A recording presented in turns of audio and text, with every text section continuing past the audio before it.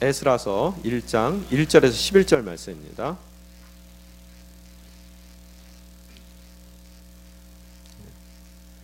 한 목소리로 읽겠습니다. 여호와께서 예레미야의 입으로 하신 말씀을 이루기 위해 페르시아 왕 고레스 1년에 페르시아 왕 고레스의 마음을 감동시켜서 그가 온 나라에 칙령을 공포하고 공문을 보내게 하셨습니다. 페르시아의 왕 고레스가 말한다. 하늘의 하나님 여호와께서 내게 세상에 온 나라를 주셨고 그분을 위해 유다의 예루살렘에 성전을 세울 임무를 주셨다. 너희 가운데 하나님을 섬기는 여호와 백성이 누구냐? 하나님이 함께 하시기를 바라노니 여호와를 섬기는 백성들은 이제 유다 예루살렘으로 올라가 이스라엘의 하나님 여호와의 집을 지으라. 그분은 예루살렘에 계신 하나님이시다. 포로로 잡혀온 백성들이 어디에 살든 그 지역의 사람들은 그들에게 금은과 물품과 가축으로 도와주고 예루살렘에 있는 하나님의 집을 위해 기꺼이 헌금 드릴 수 있게 하라. 그리하여 유다와 베냐민 가문의 우두머리와 제사장과 레위 사람은 하나님께서 영을 움직이신 모든 사람들과 함께 일어나 여호와의 집을 지으려고 예루살렘으로 올라갔습니다. 주변 사람은 모두 그들에게 금은과 물품과 가축과 귀한 선물로 도와주었고 모든 예물도 기꺼이 내어주었습니다. 더구나 고레스 왕은 느부갓네살이 예루살렘에서 가져와 자기 신전에 들여놓았던 여호와의 성물 기물을 꺼냈습니다. 페르시아 왕 고레스는 재무관 미드르닷의 손으로 그것을 가져오게 나오게 했으며 미드르닷은 그 수를 세어 유다 총독 세스바셀에게 주었습니다. 그 목록은 금쟁반 30개, 은쟁반 1000개, 칼, 금대접 30개, 그 다음은 은대접 400여, 다른 그릇들 1000개로 다 합해 금그릇, 은그릇이 5400개 되었습니다. 포로로 잡혀갔던 사람들이 바벨론에서 예루살렘으로 올라갈 때 세스바셀이 그것을 이 에스라서를 저희가 잠시 함께 묵상을 앞으로 한 몇 주 동안 해나갈 텐데요. 에스라서의 배경은 저희가 그동안 함께 읽었던 에스더서와 비슷하죠, 그죠? 그래서 에스더서가 바벨론으로 끌려간 포로들 중에서 남겨진 자들, 그곳에서 남아 있었던 예루살렘으로 복귀하지 않았던 사람들에 대한 이야기라면 오늘 사실 에스라서는 복귀한 사람들, 그것도 첫 번째로 예루살렘으로 복귀한 사람들에 대한 이야기입니다. 여러분 제가 말씀을 드렸을 거예요. 이스라엘을 성경을 이해하기 위해서는 저희들이 이스라엘 백성들과 관계 있었던 그런 강대국들이 몇 개 있더라는 거예요, 그죠?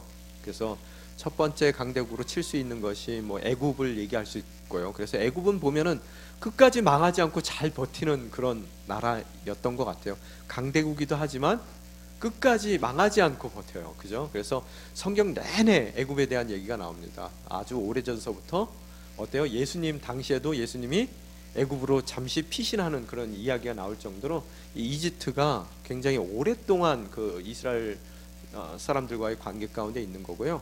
그 다음에 특히 이스라엘을 굉장히 어렵게 했던 그런 강대국들이 있죠. 첫 번째 강대국이 아수리아라고 말씀을 드렸어요, 그죠? 그래서 아수리아가 북왕국을 멸망시키게 되죠. 남왕국 북왕국으로 나누게 됐을 때, 그래서 북왕국이 조금 남왕국보다 좀 못됐어요. 그래서 여러분 성경을 보게 되면은 북왕국에는 좋은 왕이 하나도 없습니다. 남왕국에는 간혹 한 번씩 촛불 꺼질 때쯤 되면 한 번씩 이렇게 붙어주는 그런 왕들이 있었고요. 그래서 북왕국은 아수리아에게 망해서 북왕국 아수리아라는 나라가 있었고, 북왕국을 망하게 했던 아수리아를 망하게 했던 나라가 있어요. 어떤 나라죠? 바벨론이죠. 바벨론이 아수리아를 망하게 했던 그런 나라고, 그래서 최고의 강대국이 그 당시에 됐었고, 또 바벨론에게는 이스라엘의 어떤 나라가 망해요? 남왕국이 망하게 되더라는 거예요. 그래서 망한 남왕국에 대한 그런 이후의 얘기라는 거예요. 그래서 여러분이 항상 성경 구약을 읽을 때 구약 가운데 명백히 흐르는 그런 하나의 신학적 그 띠임이 있다고 말씀을 드렸어요. 그 띠임 자체가 뭐냐면은 레미넌트라는 띠임이에요. 신학적 띠임, 레미넌트, 남아 있는 자, 남겨진 자라는 그런 그 띠임을 여러분이 꼭 갖고 가셔야 된단 말이에요. 하나님께서는 세상이 정말로 주님 보시기에 합당하지 않고 또 모든 예배가 하나님이 받고 싶은 예배가 아니고 모든 그 이스라엘 백성들이 다 타락을 하고 그 온전한 예배 가운데 쓰지 못했을 때 늘 그 정통성을 가진 약속의 대상들을 남겨두세요. 성경에 보면 꼭 남겨진 자들이 있거든요. 그래서 그 명백히 남겨준 그 아무리 세상이 깜깜해지더라도 하나님을 위해서 그 정통성을 갖고 순결하게 하나님을 바라보는 그 사람들을 남겨두시는데, 그래서 그 약속의 대상들의 그 대가 끊어지지 않도록 늘 지켜나가시는데, 보통 우리가 남겨진다 그러면은 장소적인 남겨짐으로 생각하는데 사실 이 사람들은 여러분이 영적인 남겨짐으로 보셔야 된다라는 거예요. 그래서 항상 하나님이 문제가 생겼을 때, 이 백성들에게 문제가 생겼을 때 그들의 그 문제점을 치유하시는 방법으로 하나님이 선한 방법도 사용하시지만 세상적으로 보면 악한 사람들을 사용하시는 그런 경우도 있더라는 거예요. 그래서 북왕국이 너무너무 이 하나님 보시기에 패역한 모습을 가졌을 때 아수리아라는 아주 더 악독한 그런 사람들을 써서 정말 그들에게 시련을 허락하시는 것으로서 그들에게 다시 한번 돌이킬 수 있는 기회를 허락하시는 것과 같이, 정말로 남왕국도 너무나 극에 달했을 때 이 예레미야가 얘기한 것 같이 망할 거라는 거예요. 바벨론을 통해서 너네들 다 망할 거라는 걸 얘기를 하더라는 거예요. 그래서 이렇듯 더한 사람들을 통해서 망하게 해요. 그게 왜 그래요? 우리가 먹고 살만하고 편안하면은 어떻게 돼요? 자꾸 하나님을 잊어버린단 말이에요. 그리고 편의주의적으로 우리가 하나님을 대하게 되더라는 거예요. 그냥 인생의 구색맞춤 정도로 신앙생활을 해나가게 되더라는 거예요. 그럴 때 하나님이 우리를 어렵게 하신다는 거예요. 그래서 하나님 아니면은 도저히 우리가 찾아갈 곳이 없게끔 만드세요. 그래서 믿음의 눈으로 봤을 때 어려움이 복입니다. 마음이 가난한 자는 복이 있나니, 그 팔복의 첫 번째 복이 어떻다고요? 하나님께서 우리 인생 가운데 정말로 가만히 편안하게 앉아 있을 때 썩을 수밖에 없는 우리 인생들을 휘저어 놓으시더라는 거예요. 그래서 그럴 휘젓는 기회로 허락을 하시면서 그 중에서 하나님이 원하시는 그런 약속의 대상으로서의 명분을 지켜나가는 사람들을 남겨두시는 거예요. 그냥 다 송두리째 없애지를 않으십니다. 그 남겨두시는 방법이 이렇듯 더한 강대국을 사용해서 그들을 멸망시키게 하고요. 그 멸망한 그 민족들이 다 죽어야 되는데 죽이지 않고요. 그들이 장소를 옮겨서 바벨론으로 포로로 끌려가는 사건이 일어나더라는 거예요. 한번 생각해 보세요, 여러분. 이들에게 설마 하나님이 우리 다 죽이겠어? 정말로 바벨론이 쳐들어와 가지고 완전히 쑥대밭을 만들어 놓습니다. 그리고 그 유대 사람들의 가장 마음의 고향이고 인생의 중심이 어디 있어요? 아무리 타락했더라도 그 사람들은 예루살렘에 있는 성전이 뭐예요? 그 사람들의 삶의 중심이에요. 그게 무너지면 다 무너지는 사람입니다. 근데 하나님이 어느 정도로 그 사람들을 무너뜨리냐 하면요, 그 바벨론이 쳐들어왔을 때, 바벨론 그 느부갓네살이라는 사람이 쳐들어왔을 때요, 성전까지 들어가서 성전을 다 약탈해버리고요, 성전에다 불까지 질러버립니다. 하나님이 그걸 허락하시더라는 거예요. 여러분 한번 생각해 보세요. 얼마나 그 이스라엘 사람들에게 그게 쇼크겠습니까? 정말로 이건 다 이제 모든 것이 끝났다라고 생각했을 거예요. 하나님의 전이 불이 탔습니다. 그리고 그 안에 있던 모든 것이 다 약탈당해요. 그래서 그것이 지금 보면 어디가 있어요? 오늘 읽으신 성경에도 보면은 그게 바벨론의 신전에 가 있어요. 옛날 그 사람들은 그 침략을 해서 그 나라가 망하게 되면은, 그 나라를 이렇게 침략하게 돼서 장악하게 되면은 이 신전에 가서 그 사람들의 신전에 있는 신을, 그 우상을 자기네 신전에다 옮겨놓는 그런 그런 모습을 바라볼 수가 있더라는 거예요. 우리도 예전에 보면은 사무엘 상 읽을 때, 사무엘 한가요? 읽을 때 보면은 이 사람들이 뭘 갖고 와요? 법궤에 훔쳐다가 갖다 놓잖아요. 그러니까 갖다 놓으면은 자기네 신이 어떻게 돼요? 꼬꾸라져 있고 나중에 그 다음날 보니까 신의 팔다리 목이 다 잘려있는 그런 그 모습을 여러분이 보시잖아요. 그런 식으로 신까지 포로로 잡아가 버려요. 근데 이 성전에는 지금 우상이 있어요, 없어요? 이 우상이 없는 종교란 말이에요. 그러니까 어떻게 해요? 그 대신 모든 제사를 지낼 때 사용됐던 모든 그 은그릇, 금그릇 뭐 이런 대접들 이런 거 다 싹 들고 가버린 거예요. 그리고 불지르고 간 거예요. 그래서 모든 것이 끝났다라고 생각하는데 오늘 본문 말씀도 예레미야의 입으로 하신 말씀을 이루기 위해라고 나오거든요. 그래서 예레미야서 29장에 보면은 이미 바벨론에게 침공당하는 그 시점에 예레미야를 통해서 70년 만에 너희들이 완전히 멸망 직전까지 갈 거고, 그렇죠, 하나님이 너희들을 남겨줄 것이고 남겨진 너희들을 70년 만에 회복시키고 복귀시킬 거라는 예언을 미리 했어요. 그 정말로 딱 70년 만에 어떤 일이 일어났다고요? 다른 또 악독한 그 왕을 통해서 바벨론을 멸망시키고 어때요? 이 고레스 원년에 1년에 이들이 예레미야가 얘기했던 것 같이 어떻다고요? 다시 복귀되는 역사를, 회복되는 역사를, 귀환하는 역사를 주님께서 허락하시더라는 거예요. 여기서 여러분이 아셔야 될 게 뭐냐 하면은 우리 인생 가운데서도 하나님께서 동일하게 역사하십니다. 여러분 잘못하죠? 가만히 안 놔두세요. 그렇지만 가만히 안 놔뒀을 때 여러분이 가장 아꼈던 모든 집도 날아가고 가족도 날아가고 정말로 여러분이 가장 소중히 여겼던 그런 믿음의 근간이 됐던 성전까지도 날려보내세요. 하나도 안 남겨놓으십니다.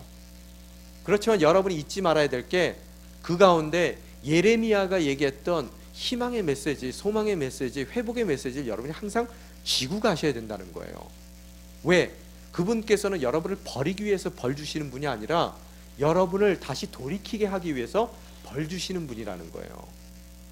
그래서 남겨진 자들, 그러니까 이제 예루살렘에 남겨진 사람들이 좀 뭔가 이 사람들이 주님의 그 정통성을 가진 대상으로 생각하기가 쉬운데요. 성경에 보면은 남겨진 자가 그 동네 남겨진 자가 아니라 끌려간 자들이 항상 보면 남겨진 자예요.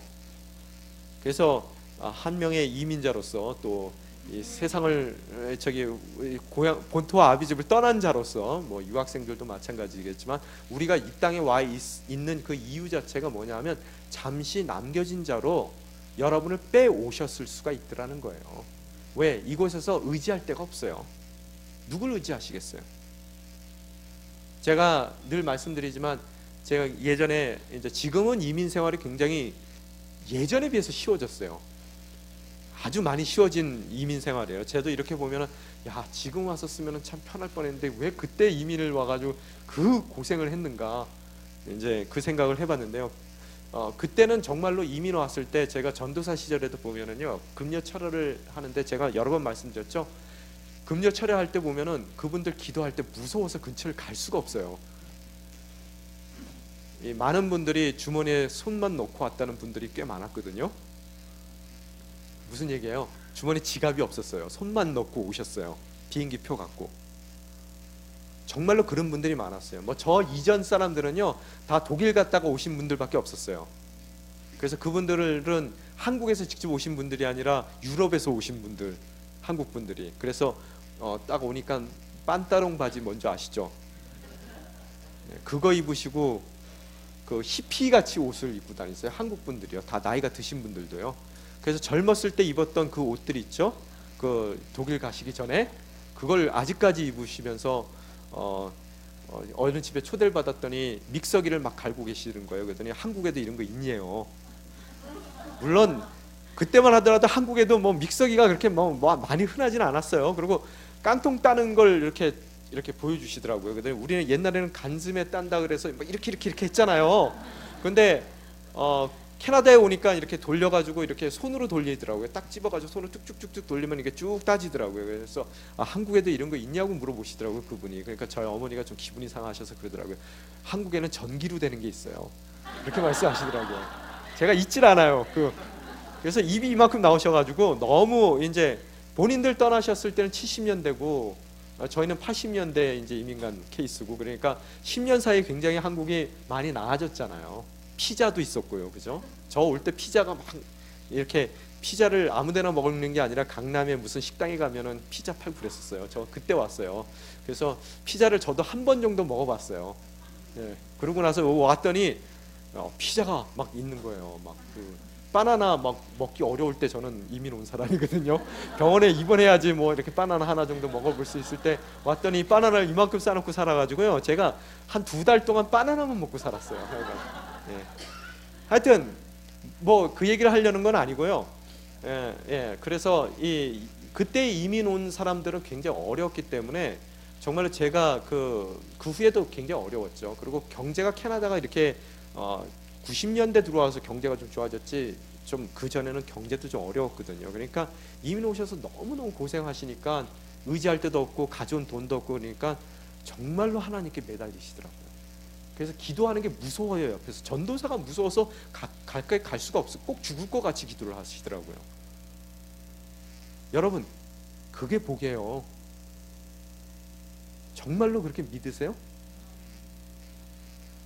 여러분이 정말로 하나님에게 잠시도 떨어져 나가지 않도록 철거머리처럼 하나님한테 딱 붙게 하려고요, 여러분을 정말로 완전히 여러분이 자리를 잡고 뿌리를 내렸던 그 자리에서 뿌리채 뽑으세요. 그래서 여러분이 정말로 낯설어서 아무도 알 수도 없는, 그런 의지할 곳이 없는 그곳에다가 던져 넣으신단 말이에요. 그럴 때 어떻게 해요? 하나님만 바라보는 거예요. 다시 한번 우리가 인생의 위기 가운데에서 어떻다고요? 하나님께 달랑달랑 매달리는 그런 사람들이 된다는 거예요. 그래서 남겨지게 되는 거예요. 근데 그들이 그 가운데 정말로 소망을 품어야 돼요. 그렇게 달랑달랑 매달리지만 어떻다고요? 그들이 회복될 거라는 거예요. 하나님은 그런 회복된다는 소망의 메시지 가운데 그분께 정말로 우리가 찰걸머리처럼 붙어 있을 수밖에 없는 상황 가운데로 내모는 것으로서 우리를 남겨진 자로서 패역한 시대 가운데서 하나님의 약속의 대상으로 남겨주신다는 거예요. 그런 의미에서 캐나다 땅에 여러분이 이민을 왔던 유학을 왔던 아무도 의지할 수 없는 그런 이런 환경 가운데 놓이게 된 것이 여러분에게 믿음의 눈으로 봤을 때 그 복이라는 것에 대한 시점이 와 있어야 된다는 거예요.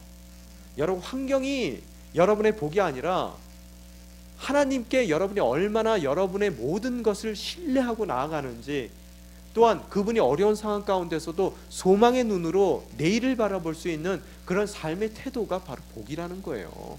그 복을 여러분이 지니실 때 정말로, 제가 제 이민 경험으로 돌이켜 얘기할게요. 그렇게 정말로 무서울 정도로 기도하시던 분들 나중에 10년 20년 지나니까 다 자리 잡고 잘 사세요. 걱정하지 마세요.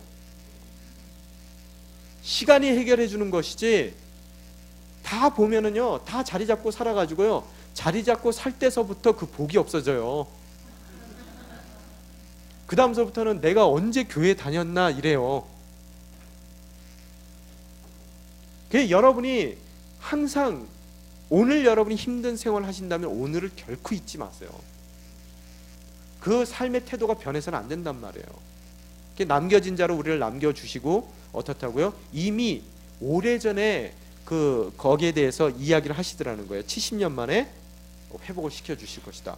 또 이사야서를 보게 되면은 사람 이름까지 나와요. 고레스가 이 다음에 바벨론에 나올 텐데, 바벨론을 멸망하는 사람으로 나올 텐데, 그 고레스가 너희들을 갖다가 도와서 다시 귀향시켜 줄 것이다 라고 이사야서에는, 아마 이사야서의 그 저작 그 연도수가 우리가 추측하는 것이 맞다면 한 160년 전에, 오늘 이 사건이 일어나기 160년 전에 고레스라는 이름까지도 성경에는 예언적으로 나오더라는 거예요.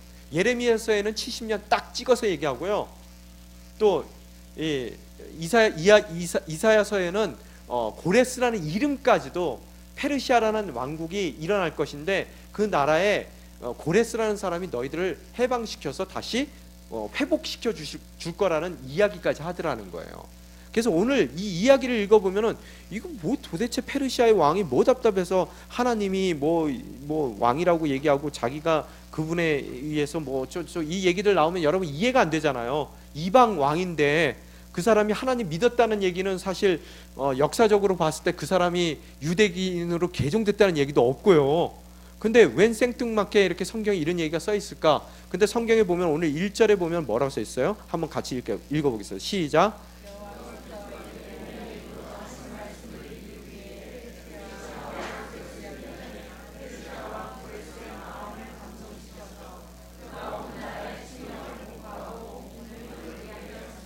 예, 하나님께서 고레스 1년의 페르시아 왕 누구요? 고레스의 마음을 어떻게 하셨다고요? 감동시켰다고 얘기를 하고 있어요. 믿음의 눈으로 보니까 예언했던 대로 감동이 되는 거예요. 꼭 감동했다고 뭐 하나님을 믿는 건 아닙니다. 그렇지만 경외할 수는 있을 것 같아요. 그게 어떻게 됐을까? 정치적으로 봤을 때 이 고레스라는 사람은 역사적인 그런 세속적인 역사서를 봤을 때 평이 좀 좋은 사람이에요. 인품이 좋았대요. 사람 자체가요. 그러니까 아주 그 바벨론까지는 혹독하게 자기 식민지 관리를 했거든요. 근데 이 사람 같은 경우에는 사실은 메대와 바사라고 나오잖아요. 그게 7개의 작은 부족 집단의 나라였었어요. 근데 그걸 통일한 사람이에요. 근데 그 중에서 큰 사이즈가 아니라 작은 사이즈에 속했던 사람인데 이 고레스가 7개의 왕국을 통일하고 통일된 왕국을 통해서 어떻다고요? 그 당시에 최고의 강대국이었던 그 바벨론까지 멸망시켰던 사람이에요. 근데 이 사람이 좀 온유한 성품이 있더래요.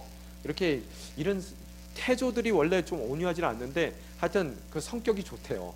근데 이 사람이 쓴 정책은 그 전에까지 썼었던 그런 강압적인 정책이 아니라 유화 정책을 썼어요. 특히 그 소수 민족들에 대해서 다시 복귀할 수 있는 그런 귀환할 수 있는 정책을 썼고요.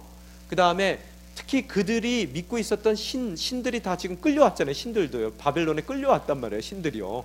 그래서 그 신들도 다 자기네 고향으로 다 보내면서 갈 사람은 가고, 그죠? 그래서 신들도 데려가서 니네들 다시 니네들 하던 거 계속해도 돼. 뭐 이런 식으로 이제 보내줬다는 그런 세속적인 기록들이 있단 말이에요.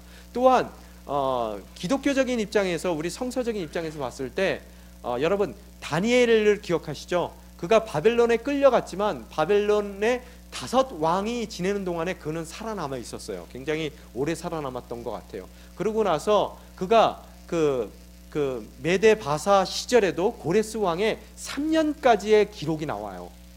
그 사람에 대한 기록이. 그런데 그 사람이 굉장히 높은 위치에까지 올라갔었던 것 같거든요.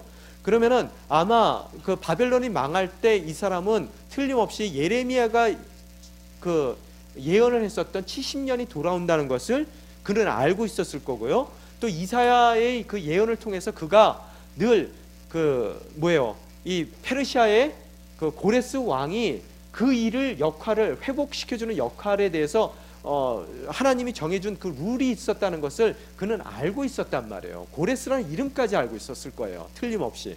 그러면은 어떻게 했어요?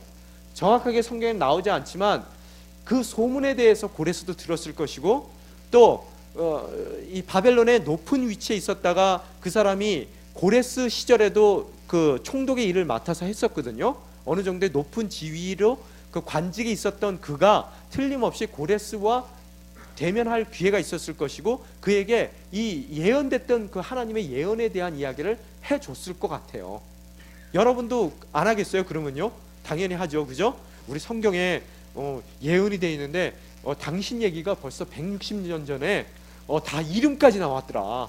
그럼 이 사람도 정말 뭐 쩔어 그러겠죠. 그죠? 예.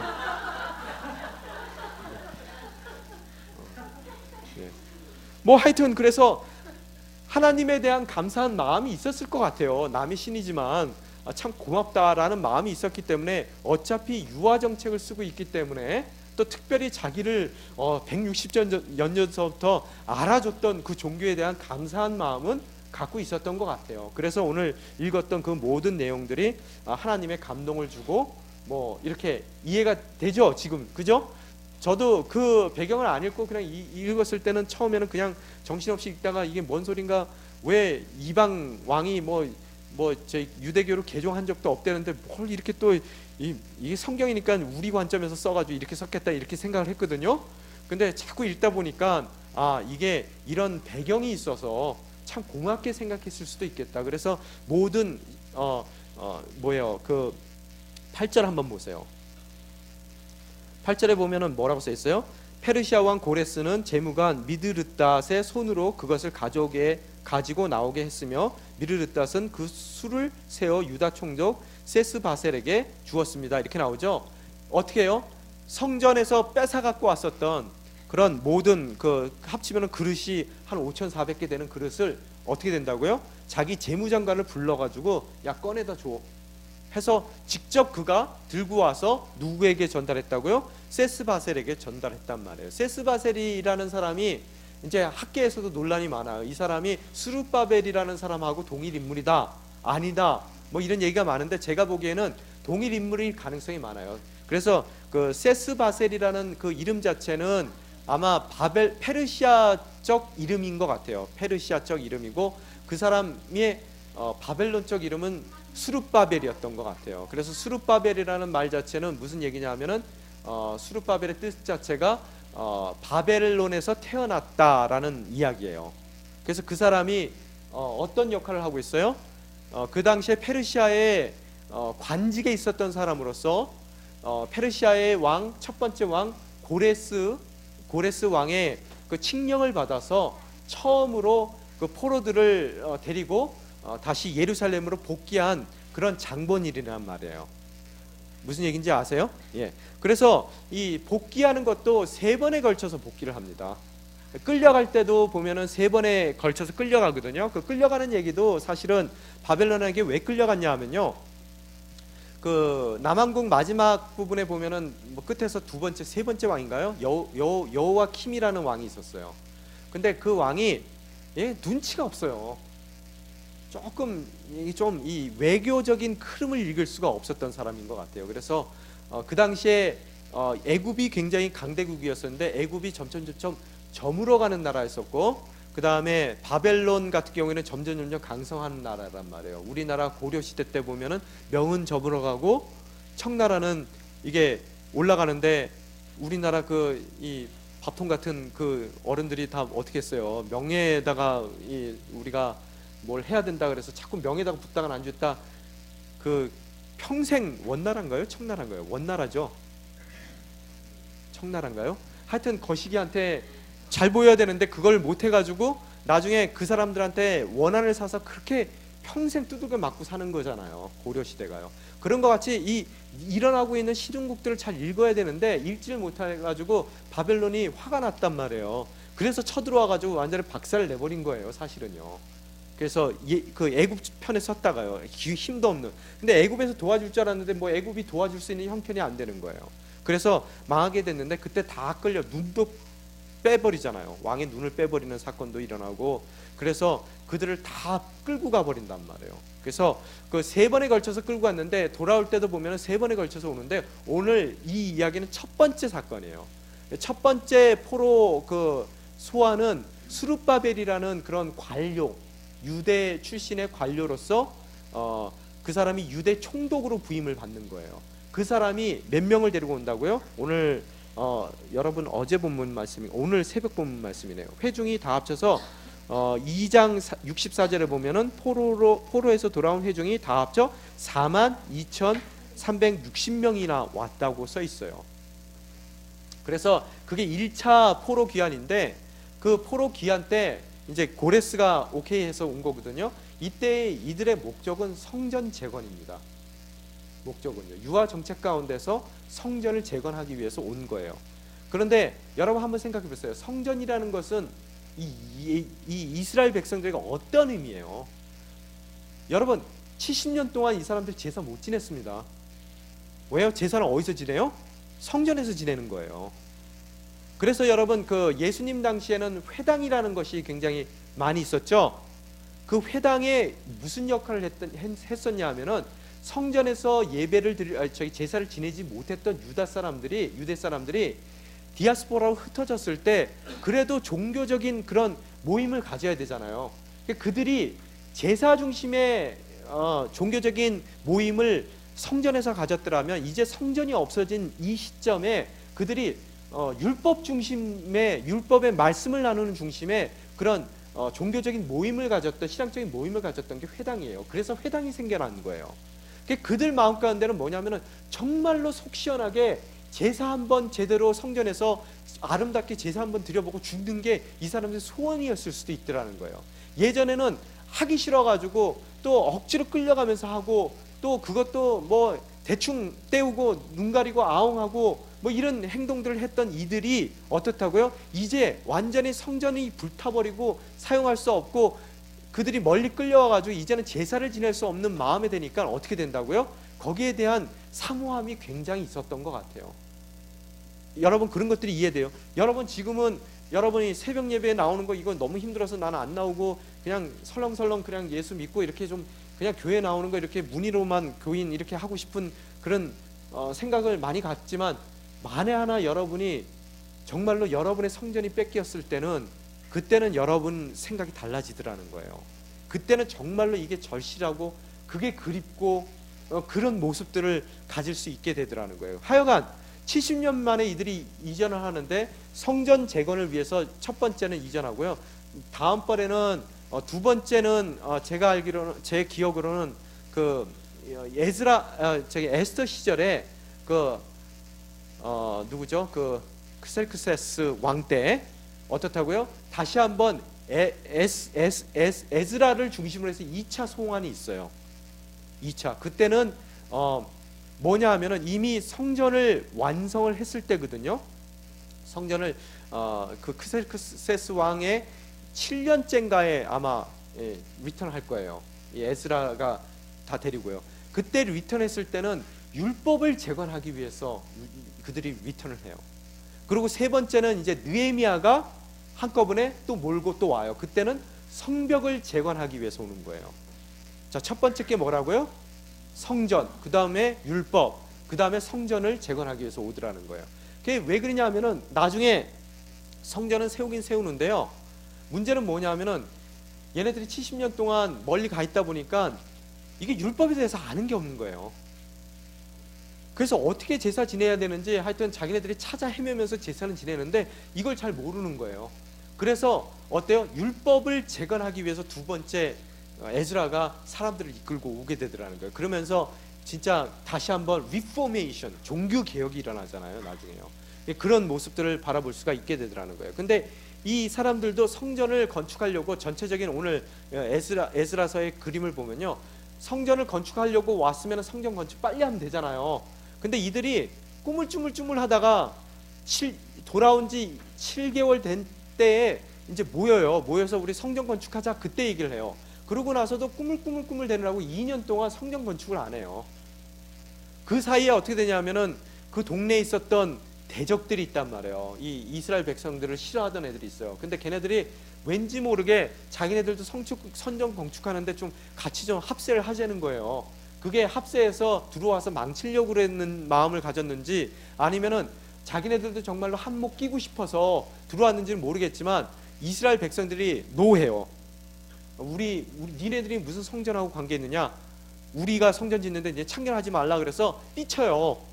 그래서 그 다음서부터는 얘네들이 성전 짓는 일에 대해서 방해를 놓기 시작하더라는 거예요.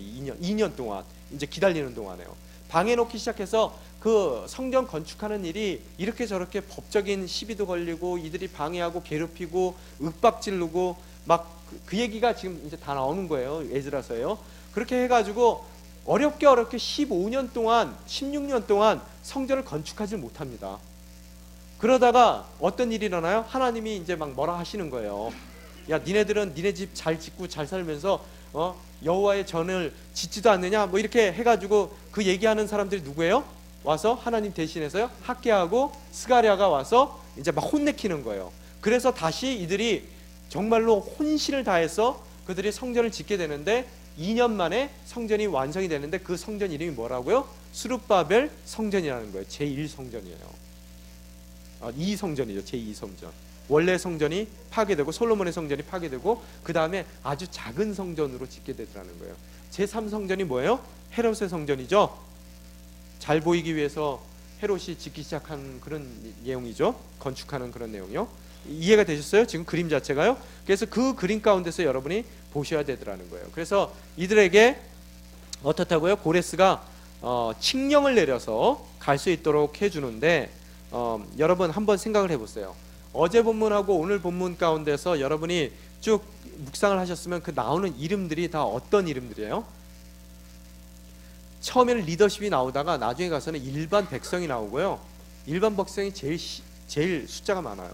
그 다음에 많은 숫자들이 뭐냐 하면은 제사장도 아니고요, 레위 사람들 아니고요, 엉뚱한 이방인들 이름이 나와요. 그래서 느드님이라는 사람들 나오죠. 그 사람들은 이 출신이 어딘지 모르는 사람들이에요. 그래서 많은 학자들이 생각하기에, 여러분 여호수아서 보면은 9장인가요? 뭐 2장 9장인가요? 2장인가요? 뭐 어디 보면은 그 기브온 사람들 나오죠.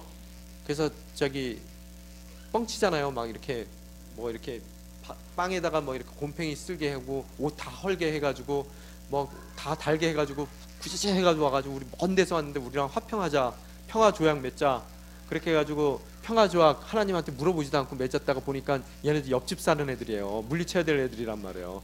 그렇게 당했잖아요. 그러면서 걔네들한테 뭐라 그래요? 물을 깃고 장작 패는 일을 평생 동안 너희들은 종살이를 이스라엘 백성 가운데서 해야 된다라고 얘기했던 그 사람들을 포함한 다른 이방 사람들이라는 거예요. 어떻게든 흘러들어온 사람들이요.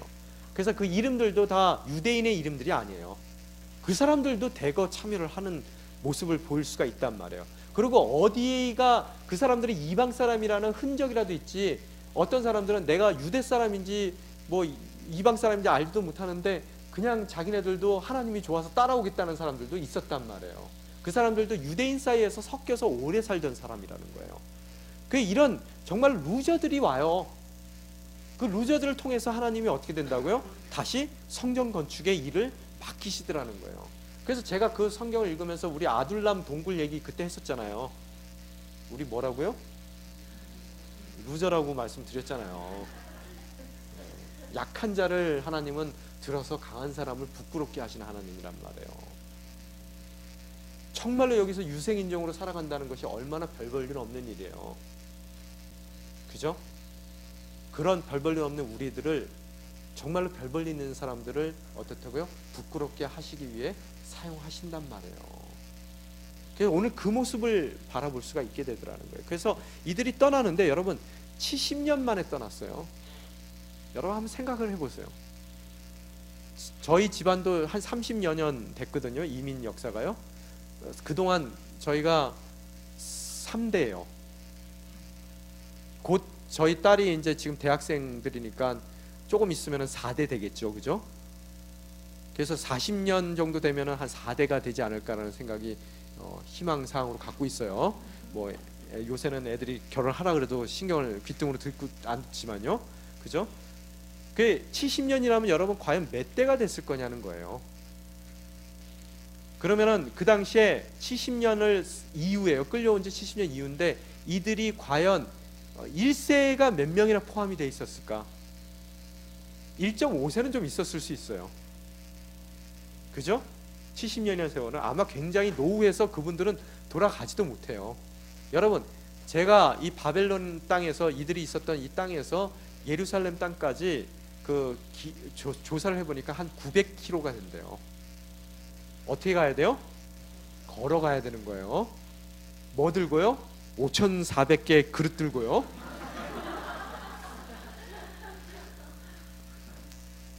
여러분, 저희 창고 옮기면서도 생각을 해봤는데요.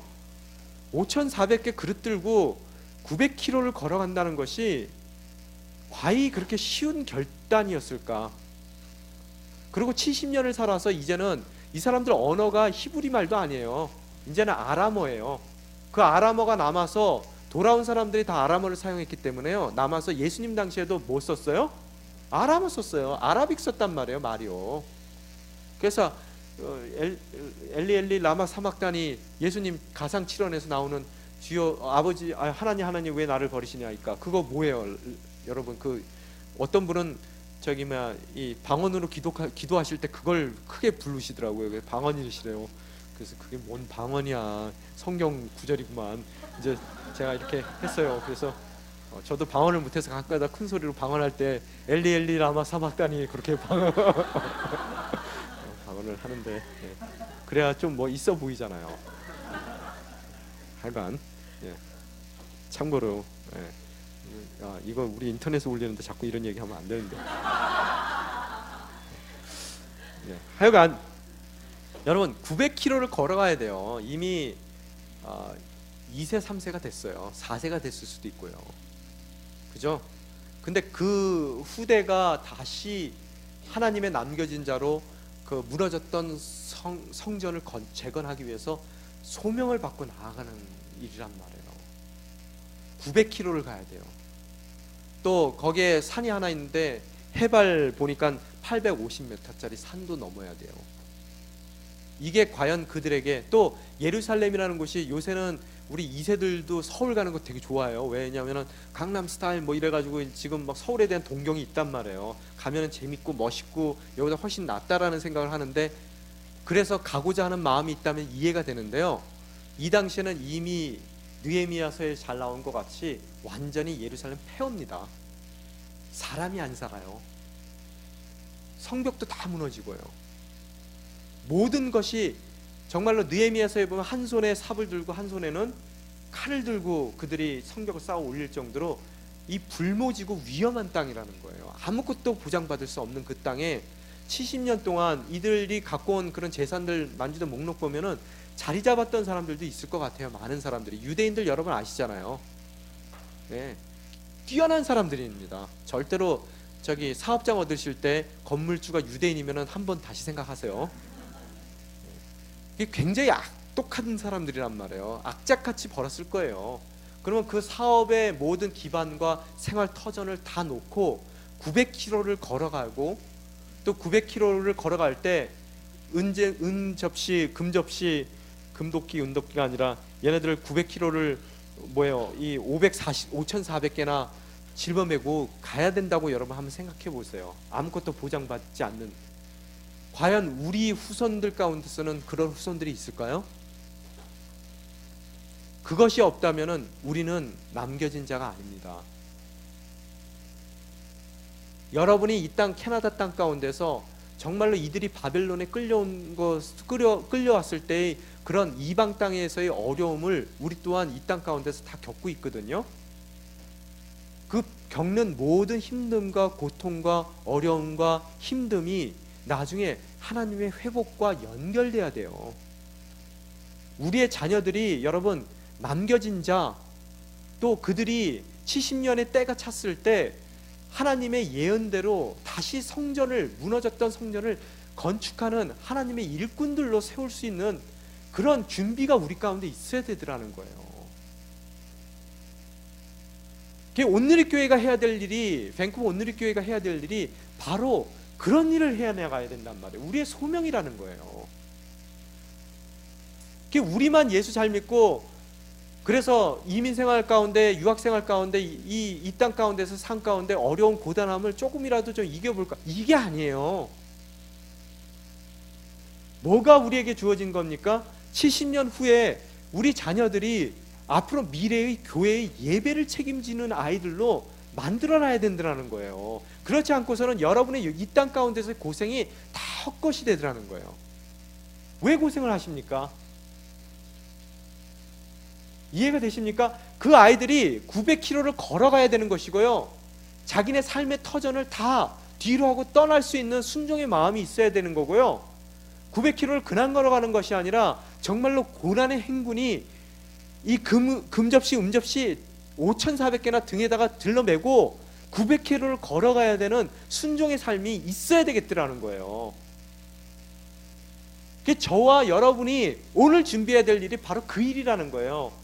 우리의 2세들을 준비해 나가야 되는 거고요, 우리의 3세들을 준비해 나가야 되는 거고, 더 나아가서 우리의 4세들이 부름받았을 때 그 부름 가운데서 온전히 하나님 앞에 남겨진 자로 나아갈 수 있도록 여러분이 그 사명을 쥐고 있는 사람들이라는 거예요. 그죠? 지금의 어려움이 문제가 아닙니다. 그게 복이에요. 왜? 그것 때문에 여러분이 하나님한테 달랑달랑 매달릴 수가 있는 거예요. 그런 복을 누리고 있는 우리들이 어떻게 된다고요? 앞으로 우리 아이들, 미래의 아이들이 정말로 여러분 몸 편해지고 마음 편해지고 이 땅에서, 제가 그 얘기도 어디서 새벽 예배인가 어디서 했어요. 주일날 끝나고 나서, 예배 다 끝나고 나서 볼 일이 있어서 제가 밴쿠버 갔다가 스탠리 파크 한번 구경 갔었어요. 갔더니 거기에 자전거 타고 뭐 난리가 났더라고요. 천국이 따로 없더라고요. 여러분 속 편하면 왜 교회를 옵니까? 이 놀기 좋은 밴쿠버에서요. 속 편하지 않는 여러분의 환경이 하나님의 복일 줄 믿습니다. 아멘 5분 정도 하셨어요. 뭐가 복이에요? 우리의 자녀들의 모습을 보세요. 여러분 안정되기 시작하면 그 자녀들 다 교회 떠납니다. 그죠? 그 자녀들을 교회 가운데 진짜 하나님 앞에 남겨둘 수 있는 방법이 뭐냐고요? 여러분의 신실한 모습이에요. 그거 여러분 아이들이 보고 자랄 때 여러분이 정말로 그 상황 가운데서 늘 하나님에 대한 여러분의 경외함을 그들 인생 가운데 보여줬다면 절대로 그 아이들 잠시는 깜빡하고 떠날 수 있어요. 그렇지만 언젠가는 걔네들도 다 그 자리로 돌아옵니다. 회복되어진다라는 거예요. 그게 우리가 맡은 본분입니다. 오늘 진정으로 남겨진 자로서의 삶을 사는 우리들입니다. 그래서 여러분이 편안하고 여러분이 의지할 수 있는 많은 사람들이 있는 그곳을 떠나서 이곳까지 오셨어요. 이제 우리의 노력을 통해서 피눈물, 땀, 괴로움과 고통을 통해서 하나님을 더 찾게끔 하나님께서 우리에게 복 주실 거고요.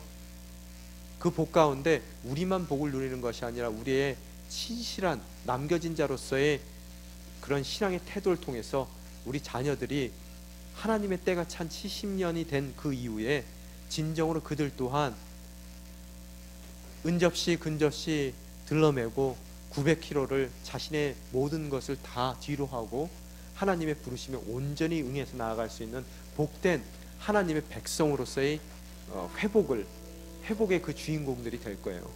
바로 그 모습을 바라보며 오늘 우리가 힘들어하는 그 순간이 정말로 버린 순간이 아니라 70년 이후의 삶을 예비하시는 하나님의 손길이라는 것을 깨닫고 그 은혜에 감사하며 오늘 그 환경과 관계없이 그 감사 가운데 하나님께서 허락하시는 삶의 기쁨, 하늘나라의 기쁨, 세상이 주는 기쁨이 아닌 정말 사도 바울이 얘기했던 것 같은 그 희락의 복음인 빌립보서에서 얘기했던 내가 기뻐하는 것 같이 너희들도 기뻐하라는 그 기쁨을, 하늘나라의 기쁨을 누릴 수 있는 저와 여러분이 되시기를 주님의 이름으로 축원합니다.